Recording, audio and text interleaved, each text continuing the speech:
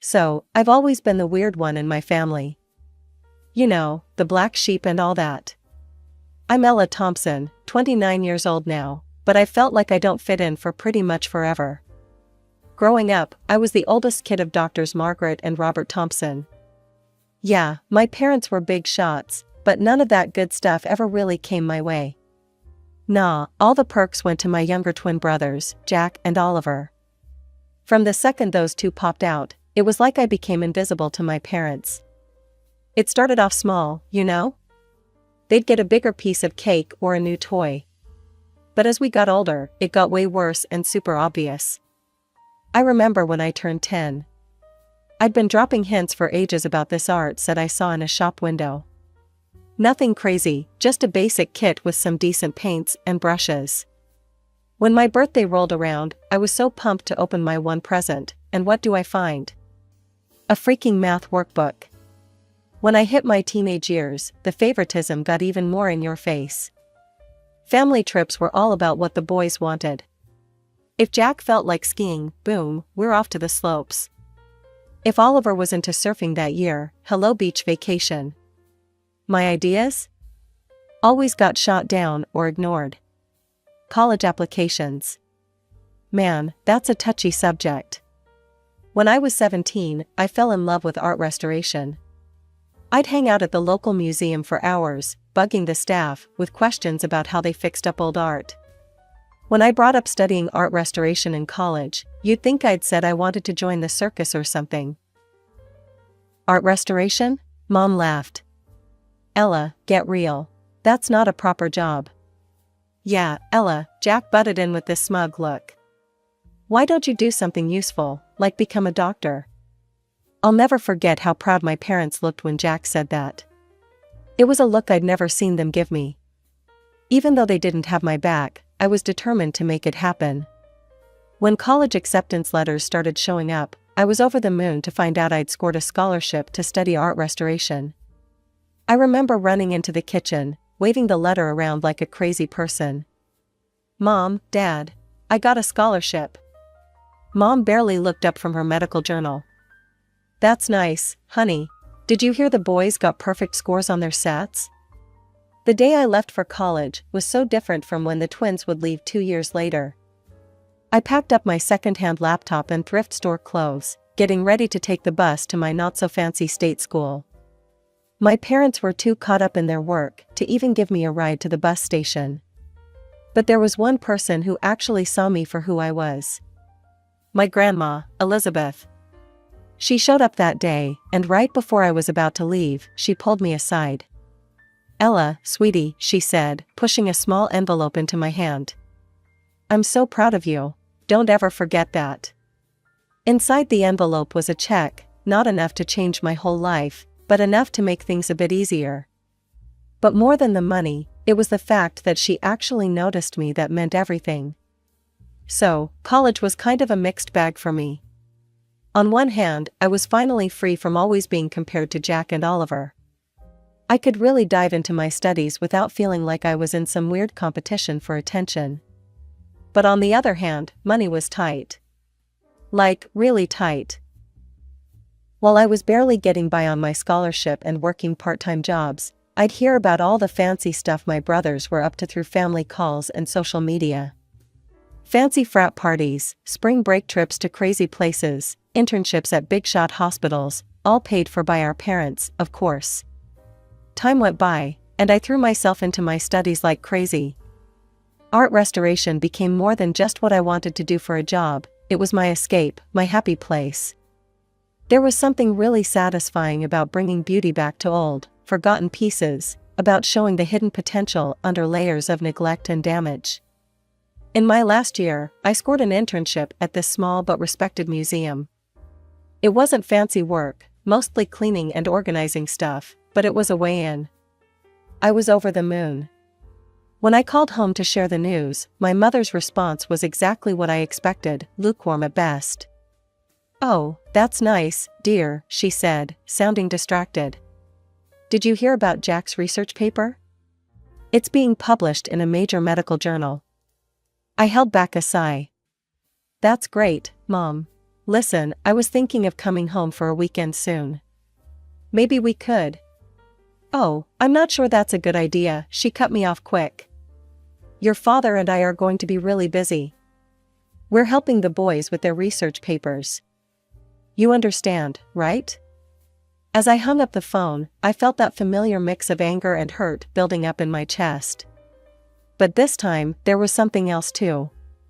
A little spark of defiance, of determination. I looked around my tiny dorm room, at the art books piled up on my desk, at the half-finished restoration project taking up most of my floor. This was my world now, one I had built for myself despite everything. Screw them, I muttered to the empty room. I don't need their approval. But even as I said it, a part of me knew it wasn't true. As much as I tried to deny it, a small part of me still wanted my parents to recognize me, still hoped that one day they'd see me for who I really was. So, graduation day came and went without much fuss from my family. My big moment was marked by a quick dinner at some chain restaurant. So, Ella, what's next? Dad asked, barely looking up from his menu. I sat up straight, trying to sound confident. I actually got a job offer, in one of the museums in New York. Dad frowned. I don't know, Ella. New York is expensive. How much does this job pay? I felt my face get hot as I mumbled the not-so-impressive starting salary. The disappointment on their faces was super obvious. The rest of the dinner was a blur of thinly veiled criticism and comparisons to Jack and Oliver's academic awesomeness. As we were leaving the restaurant, Grandma Elizabeth pulled me aside. Don't let them dim your light, my dear, she whispered, pressing a small envelope into my hand. Go to New York. Chase your dreams. Inside the envelope was a check, enough to cover my first month's rent in the city. I hugged her tight, trying not to cry. The next few years were crazy.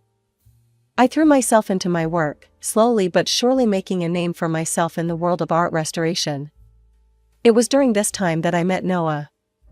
Noah was a struggling graphic designer with a nice smile and this infectious passion for his work.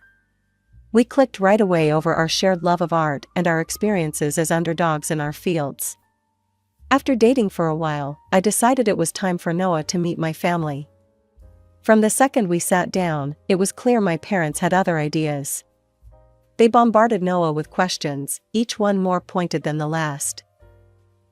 So, Noah, Dad started, trying to sound casual but failing, what exactly are your long-term career prospects? Noah shifted in his seat, looking uncomfortable. Well, I'm building my client base. It takes time, but I'm making progress. Mom jumped in. And your current income? Is it enough to support a family? I felt my face get hot. Mom, that's not. It's okay, Ella, Noah said, squeezing my hand under the table. I'm not where I want to be money-wise yet, Dr. Thompson, but I'm working hard to get there. The interrogation kept going throughout dinner. With each question, I could see Noah's confidence taking a hit, and my own anger rising. As we were leaving, Mom pulled me aside. Ella, honey, I know you think you care for this boy, but you need to be realistic. You've already chosen a challenging career path. Don't make it worse by attaching yourself to someone with no real future. Mom, I hissed, shocked at how blunt she was being. Dad joined in. Your mother's right, Ella. You need to think about your future. This Noah seems nice enough, but is he really good enough for you? You could do so much better. I stood there, speechless, as years of pent-up frustration threatened to explode. How dare they judge Noah? How dare they once again dismiss my choices? So, as Noah and I started planning our wedding, reality hit us hard. Our combined savings were pretty pathetic, barely enough for a simple ceremony. One night, after staring at budget spreadsheets for hours, I decided to bring it up with my parents. Maybe they'd want to chip in. Mom, Dad, I started hesitantly during our weekly phone call. Noah and I have set a date for the wedding. We're trying to keep costs down, but I was wondering if maybe you'd like to help out a little? Even just with the planning? The silence on the other end of the line was so long and awkward. Finally, Mom spoke, her voice cold as ice. Ella, you're an adult now. If you've chosen to marry this person, then you need to handle the consequences yourself. I hung up feeling like crap, but not really surprised. Once again, Grandma Elizabeth swooped in to save the day. When I told her about the situation, she didn't hesitate to help. My dear, she said, her voice warm over the phone, I may not be able to give you the wedding of your dreams, but I want to help make your day special. She sent over some money that, while not a ton, made a huge difference to our plans. The wedding day arrived, and I had this mix of excitement and nerves churning in my stomach. The community center we'd rented was simple, but looked nice, decorated with wildflowers and twinkly lights. Our small group of friends had pitched in, helping with everything from the decorations to the homemade cake. As I walked down the makeshift aisle, Noah's face lit up with a smile that made all the struggle worth it. For a moment, I forgot about everything else, the money stress, my family being jerks, and just soaked in the love radiating from his eyes. The bubble burst as soon as I caught sight of my family. Mom and Dad sat stiffly in the front row, looking bored and disgusted. I overheard Mom muttering to Dad about the tacky decorations and cheap food. Jack and Oliver were even worse, snickering in the corner and constantly on their phones. I tried to ignore them, focusing instead on our vows and the supportive faces of our friends.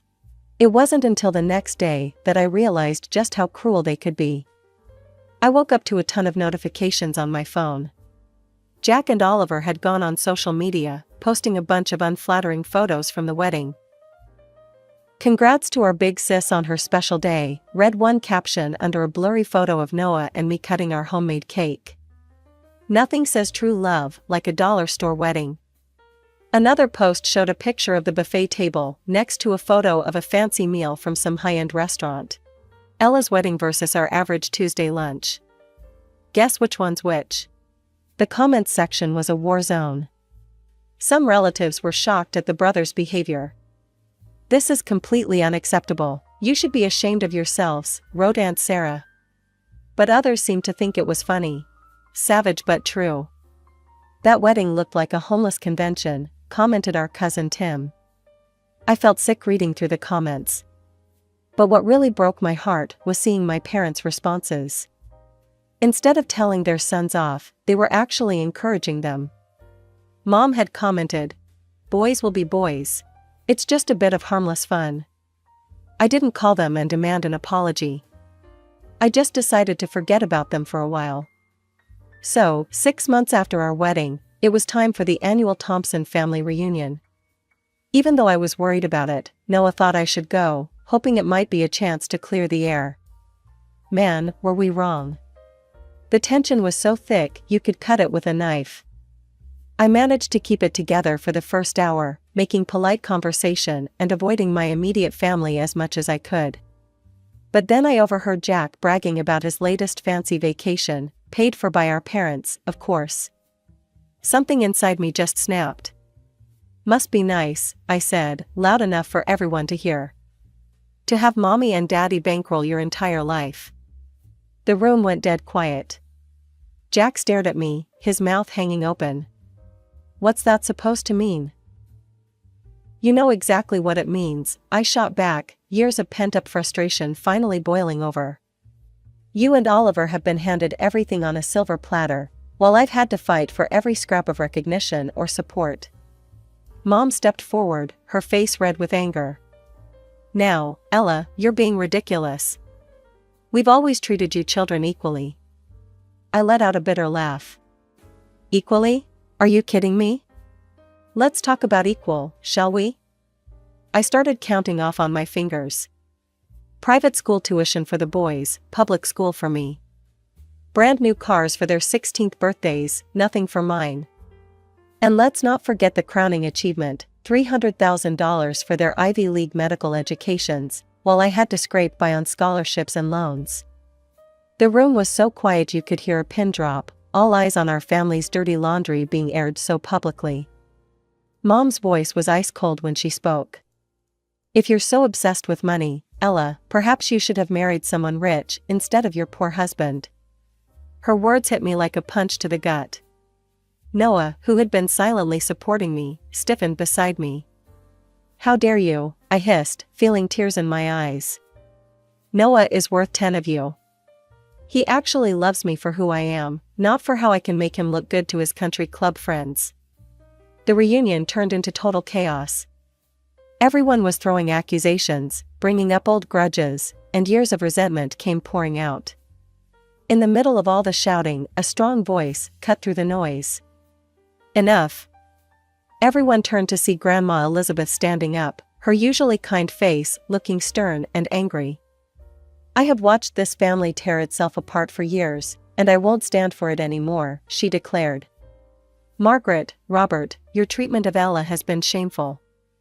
And you boys," she turned to Jack and Oliver, "your cruelty towards your sister is unforgivable." For a moment, the room was silent. Then Mom, never one to back down, spat out, "Mother, you don't understand. Ella has always been difficult, always causing problems." "No, Margaret," Grandma interrupted. "The only problem here is your blatant favoritism and inability to see the damage you've done." I looked around the room, at the shocked faces of my relatives, at my grandmother's resolute stance, at my parents' anger, and my brother's smug expressions. In that moment, something inside me broke and then came back together differently. "I'm done," I said, my voice quiet but firm. "I'm done trying to win your approval, done trying to be part of this toxic family. Noah and I are leaving, and don't bother trying to contact us." The months that followed were tough. Noah was my rock through it all. He held me when the sadness hit, celebrated the small victories, and never once made me feel guilty for the family drama I'd brought into our lives. So, life has this weird way of throwing you for a loop when you least expect it. It all kicked off with a phone call. Noah had been working his butt off for weeks, putting everything he had into a pitch for this big-time client. When he answered the phone that sunny Tuesday morning, I could tell from the look on his face that something major had gone down. "We got it," he said, his voice barely above a whisper. "Ella, we got the contract." The next few months were crazy. Noah's little design firm blew up overnight, the fancy client opening doors we never thought we'd see. Suddenly, we weren't just scraping by, we were rolling in it. But with our new success, came this unexpected complication. My phone started blowing up with notifications, friend requests from family members I'd long since blocked, messages from distant relatives suddenly wanting to catch up. And then, the call I'd been dreading. "Ella, sweetheart." My mother's voice, sickly sweet, came through the line. "We've heard the wonderful news about Noah's business. We always knew you two would make it." The bullshit kept coming. My father got on the line, talking about how proud they were, how they'd always believed in us. I listened in stunned silence, getting angrier with each lie. "We'd love to see you," Mom chirped. "Maybe we could all have dinner, celebrate your success as a family?" That snapped me out of it. "As a family?" I repeated, my voice hard. "We haven't been a family for a long time, and that's not going to change just because our bank account has." I stuck to my guns. When my parents showed up at our door out of the blue, I didn't let them in. When they sent fancy gifts, I sent them right back unopened. Instead, Noah and I focused on building the life we'd always wanted. We worked hard, saved smart, and eventually found ourselves signing the papers for a beautiful apartment right in the middle of the city. Excited to share our happiness, I posted a photo on social media. It was a simple shot, Noah and I, keys in hand, standing in front of our new home. Next to it was a picture from our most recent visit with Grandma Elizabeth, her proud smile beaming at the camera. "New beginnings and old love," I captioned it. "Grateful for those who've been there through it all. New home, family." As I hit post, I felt like a weight had been lifted off my shoulders. This was my family now, Noah, Grandma Elizabeth, and the friends who had stood by us through thick and thin. We had built this life for ourselves, despite the odds, despite all the people who said we couldn't do it. The soft evening light was coming through the windows of our new apartment as I was busy in the kitchen, getting dinner ready for Noah and Grandma Elizabeth. It was our first real family dinner in our new place, and I wanted everything to be just right. The sudden, aggressive pounding on the front door shattered that peace in an instant. "Ella, open up. We know you're in there." My blood ran cold. I'd know those voices anywhere, Jack and Oliver. Before I could even react, the door burst open. My brothers stormed in, their faces twisted with anger. I barely had time to see Noah jumping to his feet before Jack was in my face, jabbing an accusing finger at my chest. "You manipulative little bitch," he snarled. "We always knew you were playing the long game, but this? This is low, even for you." I stumbled back, shocked by how much venom was in his voice. "What are you talking about?" Oliver laughed, and it was a harsh, ugly sound. "Don't play dumb, Ella. We saw your little social media post. Showing off your new apartment, posing with Grandma. You think we can't put two and two together?" It hit me what they were thinking. "You think Grandma bought us this apartment?" "We know she did," Jack spat. "You've been playing the poor, neglected child for years, worming your way into her good graces. And now you've manipulated her into making you the sole heir." I felt a surge of anger, straightening my spine. "You have no idea what you're talking about. Noah and I bought this apartment ourselves. With our own money, that we earned." Oliver sneered, his eyes darting around the room. "Right, sure you did. Where is the old bat anyway?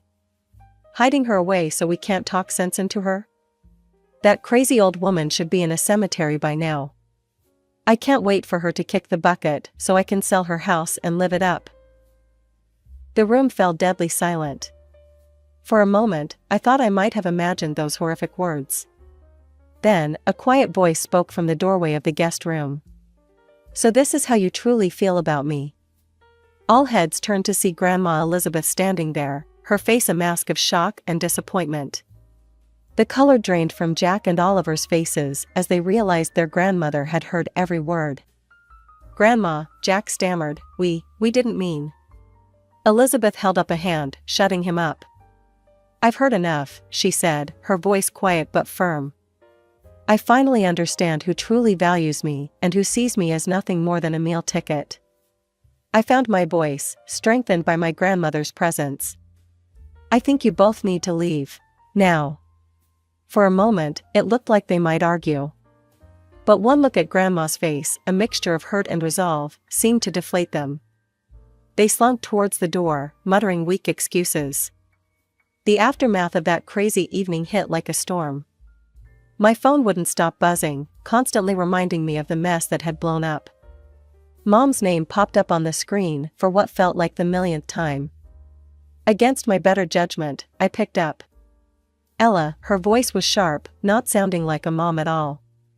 "You need to fix this. Your grandmother is furious with the boys. You need to smooth things over, tell her it was all a misunderstanding." I let out a bitter laugh. "A misunderstanding?" "They broke into my home and said they couldn't wait for her to die so they could sell her house." "How exactly is that a misunderstanding?" "They didn't mean it," Dad chimed in, apparently on speakerphone. "You know how the boys can be. They were just upset." "Upset about what?" I challenged. "That Noah and I bought an apartment with our own money? That Grandma loves me?" Mom's voice turned sickly sweet. "Sweetheart, we know you've always felt left out. But you need to think about what's best for the family. Your brothers deserve that inheritance. Don't be selfish." Something inside me snapped. Years of pent-up frustration and hurt came pouring out. "Selfish? You're calling me selfish?" After years of favoritism, of dismissing my achievements, of treating Noah and me like second-class citizens? And now you have the audacity to demand I give up an inheritance I never even asked for? "Now, Ella," Dad started, but I cut him off. "No. I'm done. I'm done with the manipulation, the guilt trips, all of it. Don't call me again. Don't text. Don't show up at my door. We're through." Over the next few days, I blocked their numbers, along with Jack and Oliver's. It was painful, like cutting off a diseased limb, but necessary for healing to begin. As the dust settled, I found myself surrounded by a different kind of warmth. Grandma Elizabeth, now fully aware of the family dynamics she had long suspected, became an even more constant presence in our lives. Aunt Sarah, who had reached out after the wedding fiasco, became a regular visitor. "I always knew you were special, Ella," she said, hugging me tightly. "I'm sorry I didn't stand up for you sooner." Other relatives, cousins, and distant aunts and uncles who had witnessed my family's mistreatment over the years, reached out with messages of support. It was as if a veil had been lifted, allowing genuine relationships to flourish where there had once been only obligation. Noah's family, bless them, wrapped me in a blanket of unconditional love. His parents, who had watched from the sidelines as my own family tore me down, went out of their way to make me feel cherished. Noah and I threw ourselves into making our new apartment a home. Each piece of furniture, each photo on the wall, was a testament to the life we were building together, a life founded on mutual respect, support, and love.